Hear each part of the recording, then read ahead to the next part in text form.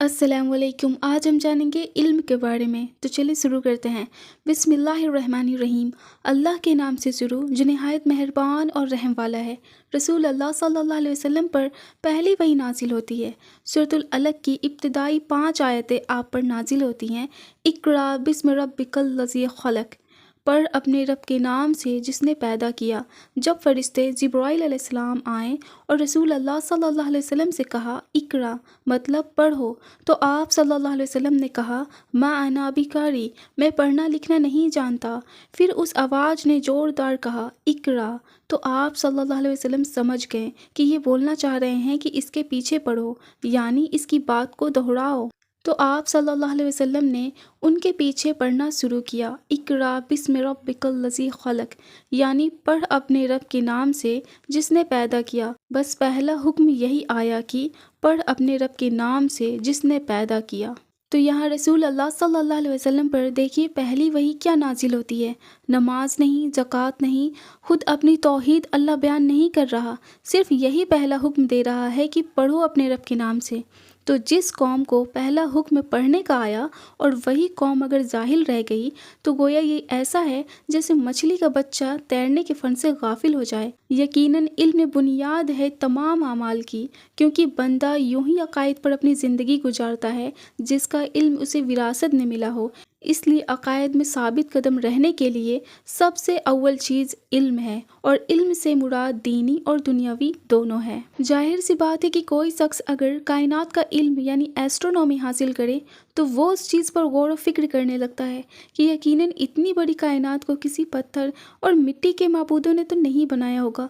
यकीनन वो बहुत आला शान होगी जिसने इस कायनात को बनाया, वजूद में लाया।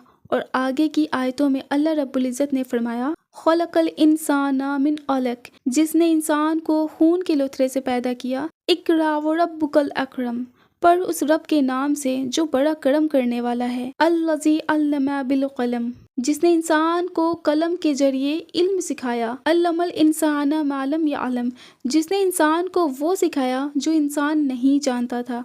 तो इन आयतों में पता चलता है कि इल्म की क्या अहमियत और फजीलत है। बस फिर मुसलमानों की आने वाली नस्लों ने अपने रब का नाम लेकर ऐसा इल्म हासिल किया जो रहती दुनिया तक लोगों के लिए फ़ायदेमंद साबित हुआ। फिर चाहे वो शरीयत का इल्म हो या दुनियावी इल्म, रिलीजियस नॉलेज और यूनिवर्सल नॉलेज। रब का नाम लेते और हर उलूम को पढ़ लेते, और ना सिर्फ पढ़ते बल्कि हर उलूम में महारत हासिल कर ली, बल्कि इन्होंने कई नई उलूम और फ़न को दिया है और बताया ये होता है नॉलेज, ये होती है इल्म। इसी तरह कुरान मजीद में अल्लाह ताला फरमाता है अल्लाह ताला फरिश्ते और अहले इल्म इस बात की गवाही देते हैं कि अल्लाह के सिवा कोई माबूद नहीं, और वो अदल को कायम रखने वाला है। उस गालिब और हिकमत वाले के सिवा कोई इबादत के लायक नहीं है। सूरतुल आल इमरान आयत नंबर 18।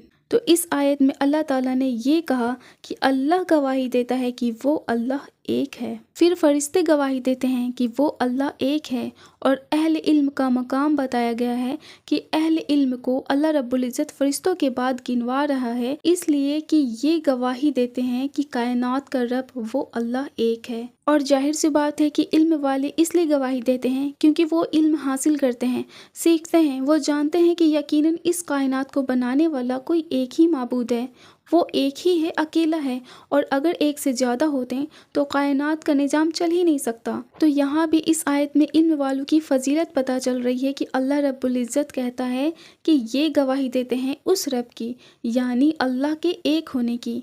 जबकि अल्लाह फरमाता है कि उसका तकवा, उसकी फर्मा बरदारी वही बंदे करते हैं जो उसके ताल्लुक़ से इल्म रखते हैं। लिहाजा हमें चाहिए कि हर हाल में इल्म हासिल करें, religious knowledge and universal knowledge. फिर इंशाअल्लाह हर किस्म का जायज़ इल्म हमें अपने रब की तरफ से रुजू होगा। जज़ाकल्लाह खैर। अस्सलाम वालेकुम। Share this video.